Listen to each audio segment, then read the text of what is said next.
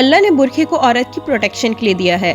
اس کی مثال یوں سمجھیے، کوئی انسان اپنی جیولری جیسے ڈائمنڈ یا گولڈ کو راستے میں کھلے عام لے کر چلتا ہے کیا؟ نہیں نا۔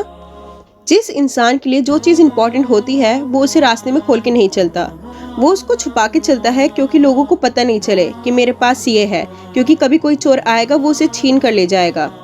اسی طرح ہمارے رب کے نزدیک ہم عورتیں بہت قیمتی ہیں، اور اللہ نے اسلام میں عورتوں کو بہت عزت دی ہے، اور جتنا رتبہ اسلام نے عورتوں کو دیا ہے وہ کسی نے نہیں دیا۔ اسلام میں عورتوں کی پروٹیکشن کے لیے اس برقعے کو دیا ہے۔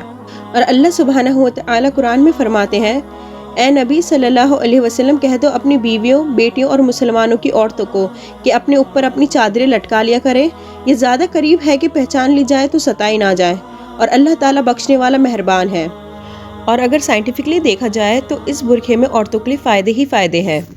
آج کئی لوگ ہیں جو اپنی فزیکل فٹنس کے لیے اپنا چہرے کو ڈھکتے ہیں، اور کرونا وائرس کی وجہ سے بھی لوگ اپنا چہرہ ڈھک رہے ہیں، اور بہت غیر مسلمان بہنیں ہیں جو خود کو پروٹیکٹ کرنے کے لیے فیس کور کرتی ہیں اور سر ڈھکتی ہیں، پالیوشن اور سکن ٹین سے بچنے کے لیے۔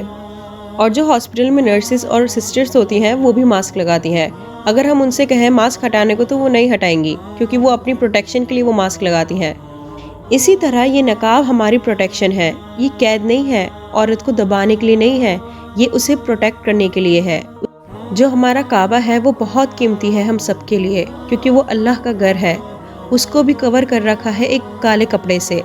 تو جان لے میری پیاری بہنوں، اللہ کی نظر میں آپ بہت قیمتی ہیں، اس لیے اللہ نے آپ کو اور مجھ کو پردے کا حکم دیا ہے۔ To see my previous reminders and the Women of Islam series, please check the description below or click on the I button.